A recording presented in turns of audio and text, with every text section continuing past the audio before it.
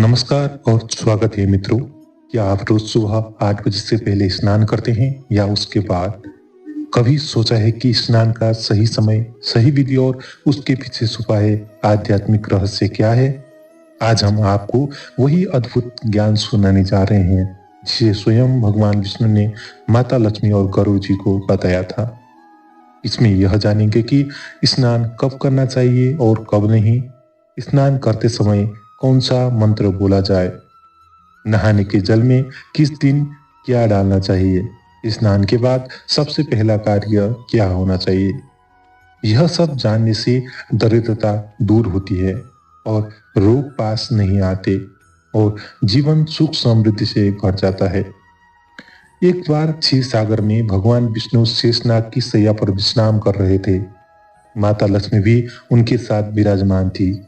उसी समय गरुड़ जी वहां पहुंचे और प्रणाम करते हुए बोले, हे प्रभु, पृथ्वी लोक पर लोग रोज स्नान करते हैं, लेकिन फिर भी उनका जीवन दुख और क्लेश से भरा क्यों है? आखिर सही स्नान की विधि क्या है? यह सुनकर भगवान विष्णु मुस्कुराए और बोले, हे गरुड़, स्नान केवल शरीर की सफाई भर नहीं है, यह एक पवित्र कर्म है जिससे मनुष्य के जीवन में असीम सुख और समृद्धि आती है। लेकिन यदि सही समय और विधि का पालन न हो तो उसका पूरा फल नहीं मिलता। फिर भगवान विष्णु ने गरुड़ जी को एक कथा सुनाई जिसमें छिपा ज्ञान आज भी हम सभी के लिए मार्गदर्शक है। प्राचीन काल में मध्य देश में एक धनी सेठ रहता था। उसके पास अपार धन दौलत और सुख सुविधाएं थी। उसके घर में 3 सुंदर पुत्रियां थी जिन्हें उसने बहुत लाड प्यार से पाला, परंतु वह उन्हें धर्म और शास्त्रों का ज्ञान देना भूल गया। समय आने पर सेठ ने उनका विवाह बड़े प्रतिष्ठित घरानों में कर दिया। विवाह के बाद तीनों बेटियां अपने अपने ससुराल में घर की लक्ष्मी कहलाई। लेकिन एक समस्या थी। वे सुबह देर से उठती, सूरज चढ़ने के बाद स्नान करती, कभी कभी बिना नहाए भोजन कर लेती और पूजा पाठ में भी लापरवाही करती। धीरे धीरे उनके घर में संकट आने लगे। व्यापार में घाटा, धन की हानि और क्लेश बढ़ने लगे। अंततः तीनों बहनें अपने मायके लौट आई। पर आश्चर्य की बात यह थी कि अब उनके पिता का व्यापार भी बिगड़ने लगा। समृद्ध सेठ धीरे धीरे कंगाल होने की कगार पर पहुंच गया। हताश होकर उसने ईश्वर को पुकारा। तभी उसके घर एक दिव्य साधु पधारे। असल में वे कोई और नहीं, स्वयं भगवान विष्णु थे। साधु रूप में भगवान विष्णु ने सेठ और उसकी पुत्रियों से कहा, तुम्हारे घर की समृद्धि इसलिए नष्ट हुई क्योंकि तुम्हारी दिनचर्या असंतुलित है। सुबह देर से उठना, स्नान में लापरवाही करना और अशुद्ध आचरण, यह सब नकारात्मक ऊर्जा को आकर्षित करता है। जहां गंदगी और आलस्य होता है वहां लक्ष्मी कभी स्थायी रूप से निवास नहीं करती। फिर साधु ने स्नान के 5 प्रकार बताए। ब्रह्म स्नान, ब्रह्म मुहूर्त, सूर्योदय से लगभग 2 घंटे पहले स्नान करना, यह सबसे श्रेष्ठ है और इसे करने वाला जीवन भर निरोगी और सुखी रहता है। दूसरे में है देव स्नान, सुबह 5 से 6 बजे के बीच पवित्र नदियों का स्मरण करते हुए स्नान करना, इससे धन, वैभव और सकारात्मक ऊर्जा प्राप्त होती है।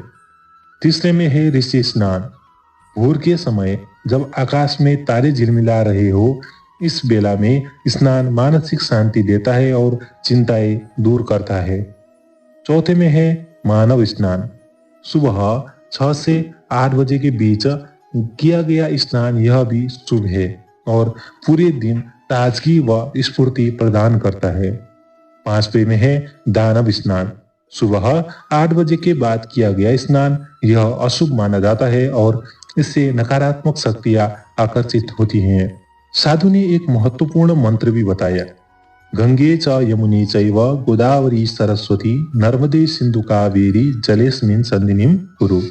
अर्थ है, हे पवित्र नदियों गंगा, यमुना, गोदावरी, सरस्वती, नर्मदा, सिंधु और कावेरी, आप सब इस जल में विराजमान हो। इस मंत्र का उच्चारण करते हुए स्नान करने से मानो सभी तीर्थों में स्नान करने का पुण्य प्राप्त होता है और सारे पाप नष्ट हो जाते हैं। भगवान विष्णु के उपदेश से तीनों पुत्रियों की आंखें खुल गई। उन्होंने संकल्प लिया कि वे अब प्रतिदिन ब्रह्म मुहूर्त में उठकर स्नान और पूजा करेंगी। जैसे ही उन्होंने यह नियम अपनाया, उनके घरों में फिर से शांति और समृद्धि लौट आए। पतियों का व्यापार सफल होने लगा। घरों में सुख शांति और मां लक्ष्मी का वास स्थायी हो गया। भगवान विष्णु ने कहा, जो मनुष्य नित्य प्रातः स्नान करता है, समय और विधि का पालन करता है, वही जीवन भर स्वस्थ, सुखी और समृद्ध रहता है। पर जहां आलस्य और गंदगी होती है, वहां मैं और लक्ष्मी कभी निवास नहीं करते। तो मित्रों, इस कथा से हमें यह शिक्षा मिलती है कि सुबह जल्दी उठकर स्नान करें, मंत्रों का स्मरण करें और स्नान को केवल शरीर शुद्धि न मानकर आध्यात्मिक साधना समझे। तभी हमारे जीवन में सकारात्मक ऊर्जा का प्रवाह होगा, पाप दूर होंगे और लक्ष्मी की कृपा स्थायी रूप से बनी रहेगी। अगर आप हमारे चैनल में नए हैं तो चैनल को सब्सक्राइब जरूर करिए। आपको यह कथा ज्ञानवर्धक लगी हो तो कृपया वीडियो को लाइक करें और हमारे इस वीडियो को शेयर भी जरूर करिएगा। आप ये वीडियो कहाँ से देख रहे हैं कमेंट में जरूर बताइए।